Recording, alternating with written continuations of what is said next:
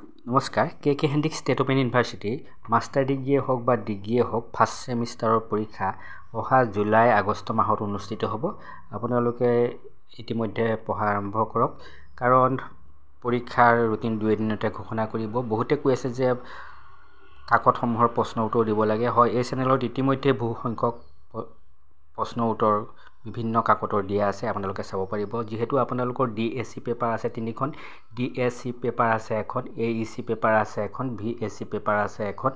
আপোনালোকে এইসমূহৰ পেপাৰৰ বিভিন্ন প্ৰশ্ন উত্তৰ এই চেনেলত আছে, চাব পাৰিব। চাওক, অসমীয়া সাহিত্যৰ বুৰঞ্জী যিখন অৰুণোদয় যুগৰ পৰা ৰামধেনু পৰৱৰ্তী কাললৈ 2 নম্বৰ কাকতখনৰ ইয়াৰ 71টা ভিডিঅ' আছে, অৰ্থাৎ প্ৰশ্ন উত্তৰ আছে, আপোনালোকে চাব পাৰিব।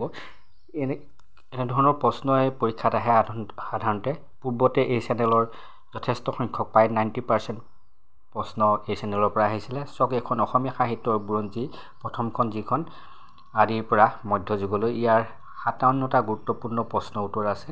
এনেধৰণৰ ইয়াৰ পৰাই প্ৰশ্ন আহিব আপোনালোকৰ পৰীক্ষাত। তৃতীয়খন DAC পেপাৰ চাব, অসমীয়া ভাষা পৰিচয় আৰু ক্ৰমবিকাশ, ইয়াৰ 42টা গুৰুত্বপূৰ্ণ প্ৰশ্ন উত্তৰ আছে, আপোনালোকে চাব পাৰিব, কাৰণ ইয়াৰ পৰাই এনেধৰণৰ প্ৰশ্নই আহিব।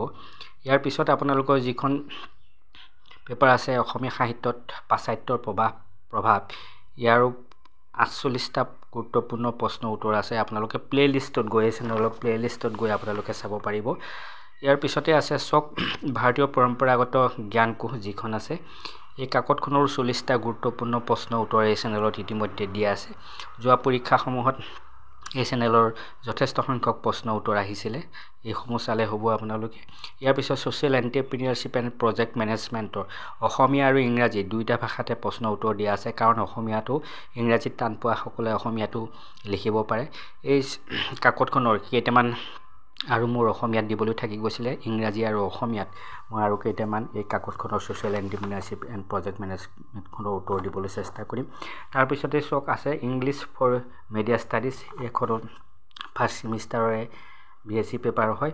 এইখনৰ কেইটামান গুৰুত্বপূৰ্ণ প্ৰশ্ন উত্তৰ দিয়া আছে, আৰু কিছু সংখ্যক মই প্ৰশ্ন উত্তৰ দিবলৈ চেষ্টা কৰিম আপোনালোকক।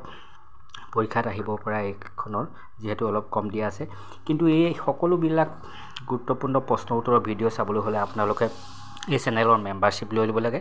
কেনেকৈ মেম্বাৰশ্বিপ লৈ ল'ব চাব, প্ৰথমতে অনামিকা নাথ ক্ৰিয়েটিভ কৰ্ণাৰ চেনেলটো চাৰ্চ কৰাৰ পিছত এনেকুৱা এটা পেজ আহিব।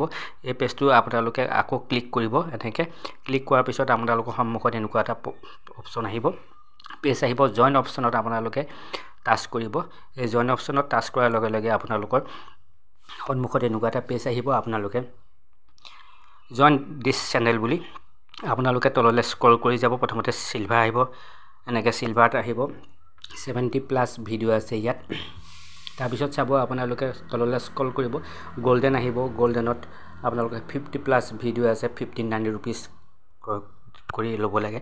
সাধাৰণতে সকলো ধৰণৰ গুৰুত্বপূৰ্ণ প্ৰশ্ন উত্তৰ পাবৰ কাৰণে আপোনালোকে গল্ডেন লৈ ল'ব, কাৰণ চিলভাৰত সকলো সংখ্যক নাপাবও পাৰে, কাৰণ কিছু সংখ্যক গল্ডেনত দিয়া হয়।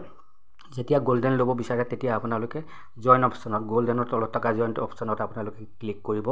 ক্লিক কৰাৰ পিছতে আপোনালোকৰ সন্মুখত এনেকুৱা এটা পেজ আহিব, Anamika Nath creative corner membership. আপোনালোকে আকৌ পুনৰ তললৈ স্ক্ৰল কৰি যাব। তললৈ স্ক্ৰল কৰাৰ লগে লগে আপোনালোকৰ সন্মুখত UPI, পে'টিএম এনেকুৱা ধৰণৰ পেজ এটা আহিব। আপোনালোকে যদি আৰু তললৈ স্ক্ৰল কৰে, পে'টিএম থাকিলে তাৰ পৰা কৰিব পাৰি, আৰু কাৰোবাৰ যদি পে'টিএম নাথাকে কাৰ্ডৰ জৰিয়তেও কৰিব পাৰি, উইথ UPI জৰিয়তে কৰিব পাৰিব। আপোনালোকে তাৰপিছত কি হৈছে, পে'মেণ্ট কৰিলেই আপোনালোকে মেম্বাৰশ্বিপ ল'ব পাৰিব। আৰু যিহেতু আপোনালোকৰ এখন ছেমিনাৰ পেপাৰ আছে, এই ছেমিনাৰ পেপাৰখন পাবৰ কাৰণে কিন্তু ডায়মণ্ড মেম্বাৰশ্বিপ ল'ব লাগিব। যিসকলে ডায়মণ্ড মেম্বাৰশ্বিপ ল'ব তেখেতসকলে যি ছেমিনাৰ পেপাৰ লাভ কৰিব, অসমীয়া পৰম্পৰাগত খাদ্যৰ ওপৰতে হওক বা অসমীয়া সংস্কৃতিৰ ওপৰত তেনেধৰণৰ 2খনকৈ ছেমিনাৰ পেপাৰ আছে, আপোনালোকে লাভ কৰিব। নতুনকৈ অহাসকলে চেনেলটো ছাবস্ক্ৰাইব কৰি ল'ব আৰু লাইক কমেণ্ট কৰি কেনেকুৱা হৈছে জনাব। আজিলৈ আহোঁ, ধন্যবাদ।